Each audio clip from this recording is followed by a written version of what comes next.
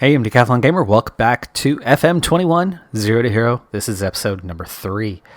This last time I'm going to really push for this, but I need help with that YouTube algorithm.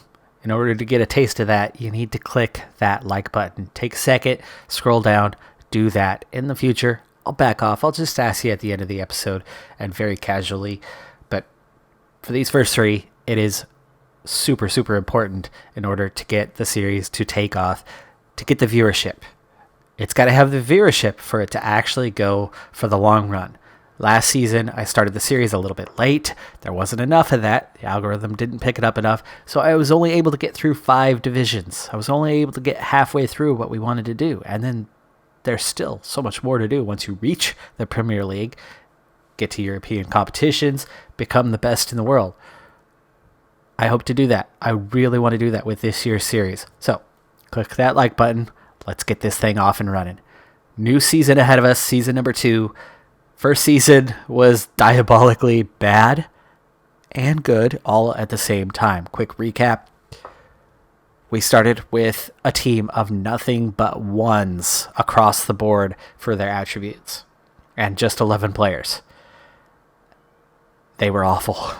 They were awful. Through 26 matches, they had 6 points. That was even better than expected. But what we did have going for us, besides an 80-year transfer ban, is perfect facilities. So our first youth intake was primo. Very good. Good players coming in. And the entire 16 players that we got in that youth intake immediately went to the senior squad and became the first 11, replacing the old guard. Immediately, they started getting some results, and in just 7 matches to wrap up the season, we had 4 wins and a draw in those 7, added enough points to our tally to jump off the bottom of the table and get 1 spot above on the final day of the season. Expect a similar outcome this season, a 4-1-2 start. I bet you we could do the same, if not better, throughout this season, because those 15 and 16-year-old players, despite our atrocious coaching, we still have those perfect facilities, and most of them are high potential players. They're going to develop with or without our coaching staff holding them back. Also, my coach, albeit atrocious, has done a coaching course over the summer. I'm not sure if they're done just yet, but they're going to come back stronger. They're going to come back improved. So that's all going to feed into things. Also, in the coming days, our reputation was the worst. 1 out of 1,000. It's now 9 out of 1,000. It's still terrible. I can't get another coach. I can't. I've tried. I can't. I tried. I can't. I tried. I can't. But finally, now with reputation at 9, literally the worst coach I could find was willing to sign for us. So we're going to sign an assistant coach. We had one momentarily at the beginning of this. It was a player coach, but they were one of the original old guard players, and they were signed away within the first couple weeks of the season. We finally have a situation where we're going to have an assistant coach. That's going to open up a whole realm of possibilities. It doubles the coaching staff. It's not going to improve it, but splitting our tasks in half, allowing us to spread out and do some more coaching is only going to help. It's only going to help. So I'm looking forward to continued development in the second season. A competitive team that's going to be capable of maybe more than what they did at the end of last season. Can they compete for a championship now to get the movement going and get to the 9th tier? I don't know. It's awfully early. Time will tell. We're going to get a lot of points, though. We're definitely going to be in the top 5 or 6.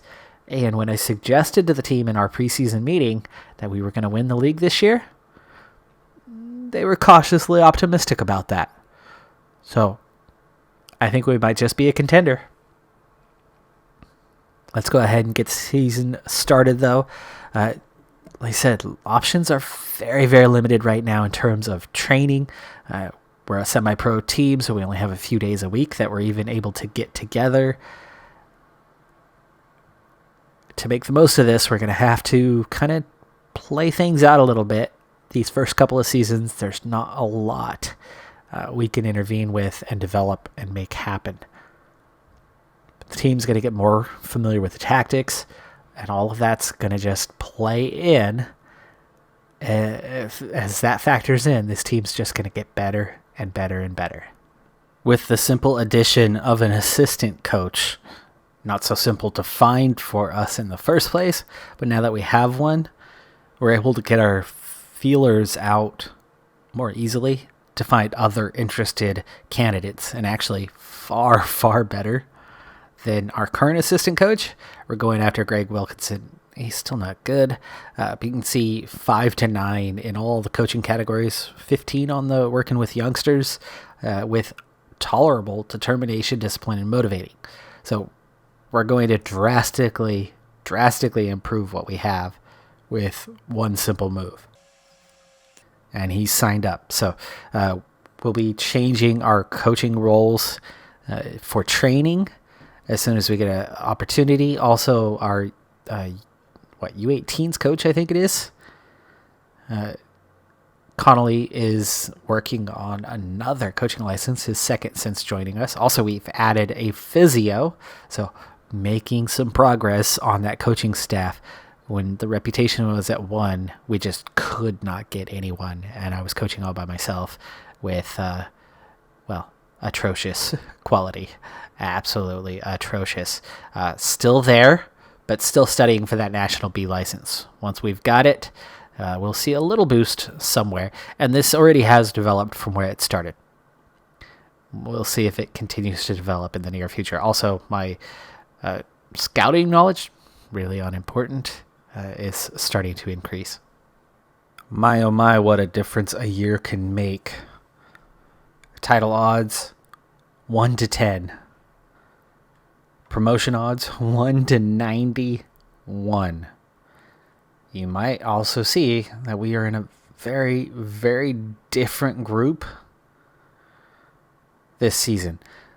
So we were shuffled into another division based on where all the teams, where the cards fell at the end of the year. You can see a lot of 50 to 1s down here. Will there be a Leicester City in this group?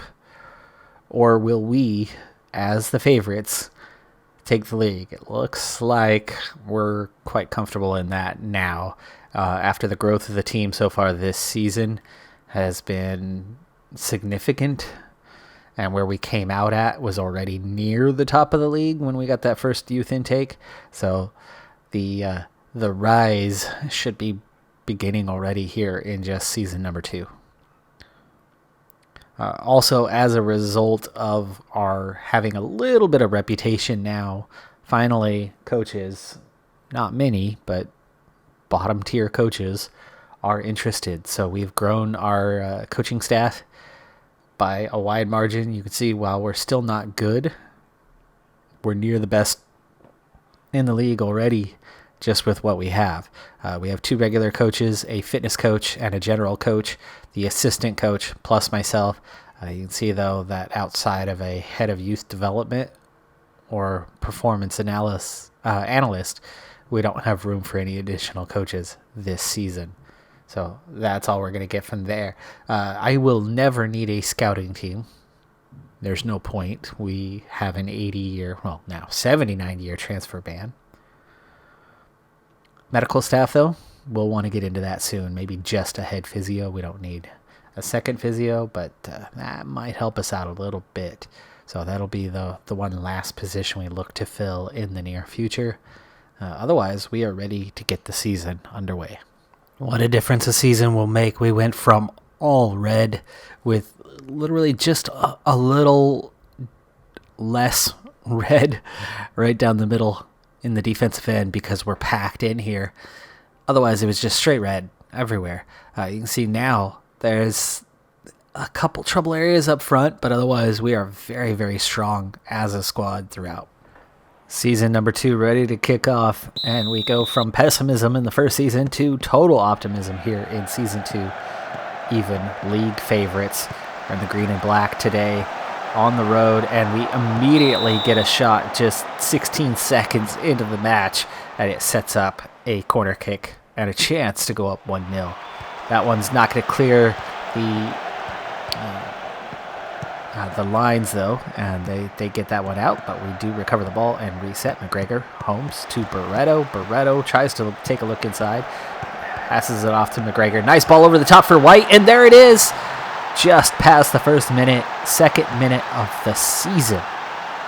And we lead 1-0 here on the road. It's a nice play. Barreto lays it off for McGregor. Back to Jameson, up to Phil Scanis, but he resets back to McGregor, who plays it over the top to a sprinting White, who just slots it home right in the bottom corner like we saw him do late last season. And we lead 1-0. Lambert with the free kick, and that one's in. Oh, poor goalkeeping. Shot goes around the wall, and it's on target. Lambert, not much power on it, so you can't say that was great from Lambert in any way. Big wide open goal, and he kicks it pretty much down the middle without significant power. It's a good job to beat the wall at this level and just get it on target. Nice through ball there, and it's another one. It's 3-0 just 10 minutes in. Are you kidding me? What a start. What a start to the season. And it looks like we are cruising, absolutely cruising to victory. If it's still 3-0 at halftime, we'll call it there, as long as we're still dominating things and move forward with our season. If it's a little closer, we'll wait this one out. And if for some reason we grab yet another and just utterly dominate this thing like White nearly did there, that may have just scraped the post.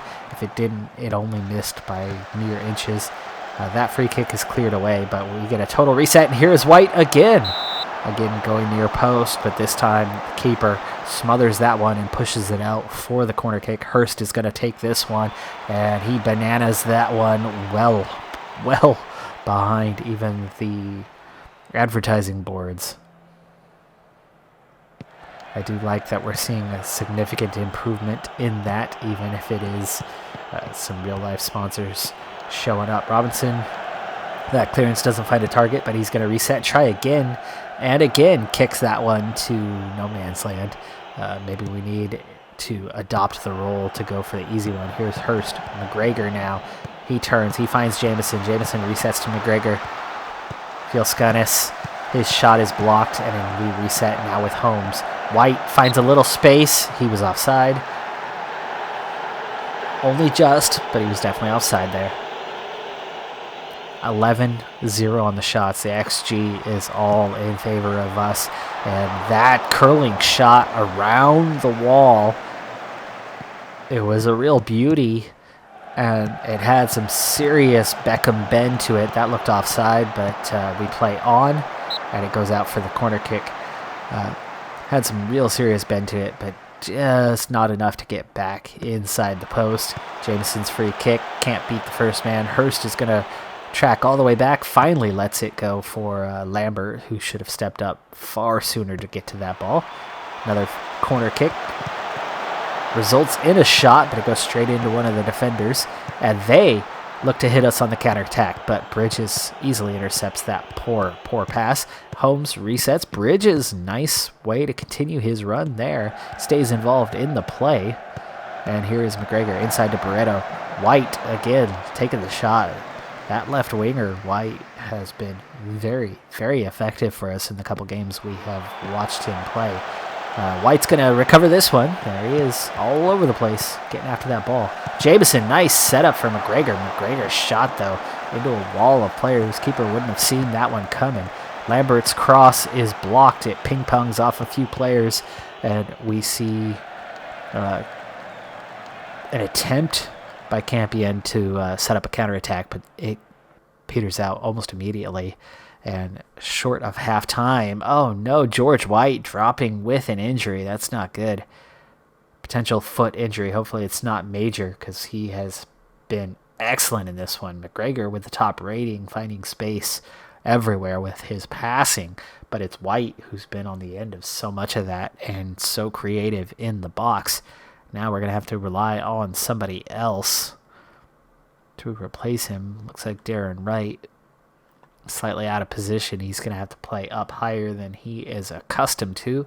But that's the nature of the beast when you start with a squad completely out of youth and have to fill in where you can. Lambert, free kick. Bends that one really well. Keeper up to the challenge. Great save.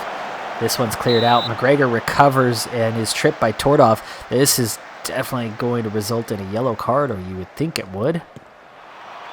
I missed the rest of that highlight to know if there is, and it proceeds into a corner kick. Hurst, McGregor, back to Hurst. Hurst has some space. Oh, I thought he was going to make the forward pass there. Barreto was in a strong position, but we reset. Now Holmes, his pass to Barreto doesn't make it. Hurst, oh, caught in possession here. He easily intercepts and then turns it right back over. Long ball over the top, finds the target. Ooh, he gets the shot off. He beats the keeper, but just misses the target. That was by far the most dangerous move of the day. Great ball over the top. Phil Skalnis with the goal, his second of the season, and it's 4-0 approaching halftime. That is going to do it for the coverage on this game, as we have put this one to rest already inside the first half. Nice goal, nice sequence, and yes, we are looking to absolutely dominate this division, or at least this team on this day. Will we do it every day? Well, skipping past means we'll have different players, different tactics, assistant coach leading the way. Is he the same as me? Well, attribute-wise, yeah, pretty similar. Garbage. So can he get the job done? Yeah, we'll see. Let's go ahead and move forward 1 month. Obviously, we're going to have 3 points. How much more will we have, though? We'll find out. It's a month in, mid-September now. 7 matches played throughout the league. 5 wins, 2 draws. We have yet to lose. We're a plus 17 overall. Right now, though, that's only good enough for second place on 17 points. 2 points behind Aylstone Park, who themselves have yet to lose and have 6 wins from 7. Other than that, we're starting to pull away from the pack just a little bit. I mean, 5 points is not a big margin, but through 7 matches, that's a good little distance over most of the teams behind us. So we are pulling away from a number of squads, but there's still 3 sides that haven't lost. There's still 1 side that's only lost once. So it looks like, potentially anyway, 4 contenders for the league this season. We were top until just this last match, so it looks like that draw came in our most recent game. Mousehole and Arundel were the 2 that we drew with, and Arundel is 7th. Mousehole just 13th in the league, so there might be a few teams doing really poorly, but there are definitely plenty of contenders. So this is not a foregone conclusion that we are going to claim victory this season. Going on a run of 6 straight matches without conceding a goal is a good way to win 6 straight matches, which is what we've done since 6 weeks ago when we last checked in. So now 13 played, 11 wins, 2 draws. Aylstone Park have slipped up a couple times. Arundel has slipped up a couple times. And now we've also distanced ourselves realistically from all, including Arundel and below. 23 points, we're sitting on 35, so 12-point jump from first now to third place in the league. Also, a 6-point advantage isn't that comfortable at this point in the season. 13 played with 20 in the league, so 38 to go for the season. meaning we're only about a third of the way done now. But with that being said, a third of the way done and a 12-point gap to third place, that's looking pretty dang good. 6 points to second is still pretty close, but considering we were in second place 6 matches ago, yeah, things are looking good. Things are definitely looking good on our potential to win the league this season. That's a third of it behind us. We're going to go ahead and still proceed into December before we wrap this episode up, but we're not going to push too far forward, but we're going to make our way, at least from now till our next youth intake, pretty quickly. Just a couple check-ins along the way. Let's do one more check-in for this episode.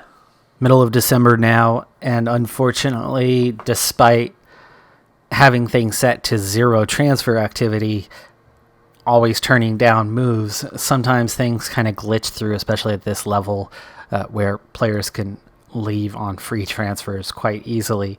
So Ashley Hurst, Romar Kerr, and Aaron Bridges, all 3 left recently within the last 2 months, and I've had to forcibly bring them back to keep them in the side. Now, there will come a time where the board will try to force through moves because teams will offer outrageous amounts of money, and I will allow those to go through. But free transfers, yeah, no, not a chance. We're not getting nothing in return on players just because the game says a team can come in and grab a player for no reason at all. We don't allow it. We turn it down. If I played every single day in order to get through things, I would take absolutely forever on a series like this. So there's a lot of I have to go on holiday, set assignments, and assignments don't always do what they're supposed to during those periods of time. So we got our 3 guys back. They're back on the roster. Currently, though, it shows that they are unavailable. One of them is injured, Aaron Bridges. He's going to be out for many, many months, so that's not going to help us any. But like Kerr, Hurst showing unavailable and not registered. There is no registration at this level, so we should be fine, but we'll see about that. As for how we did up until this period of time, up until the middle of December, we've actually only played a couple more matches, which is odd considering it's been about 5 weeks. So I don't know what happened during this period. No, you know what? It wasn't just a couple. It was 6 matches. It was 6 matches. We're fine. The lead, though, holding at 5 points. We've taken 2 losses and a draw in the last 6. Missing a few players. So having them back, we'll see if that picks up the run as we approach the second half of the season. That is the halfway point, 19 matches of 38 played. We've played everybody 1 time. Plus 35, we have a clear advantage there, but only a 5-point lead. And the significant gap we had below us actually has shrunk. Arundel is now just 9 points back instead of the 12 they were previously. Nuneaton Griff, even they have closed within 11. Wick is within 11. So the gap was 12. It did come down, so not a good stretch for us. Hopefully with the team back intact, we should pick up some momentum once again into January and February. And of course, the transfer period coming up, or the youth candidate period coming up in March, is the main thing we're looking for the rest of the season, besides hanging on to gain promotion and win the league. I'm going to push forward and tell about the turn of the month between January and February. And that's where we'll begin our next episode, because that's going to do it for this one. I did mention first 3 episodes, I was going to plug this rather often. If you didn't do it at the beginning of the episode, please take a moment, scroll down, click that like button. It will help the algorithm. It will help build an audience. It'll bring other people to watch it, especially if you liked watching it or you think you might want to watch this for a while yet. It's imperative that that like button is clicked as many times as possible to boost the algorithm's pickup of this series and get it out to a wider audience. And then after that, if you like it, stay with it. I'm Decathlon Gamer. Thanks for tuning in. I'll see you next time. Have a good one. Be safe out there. And bye for now.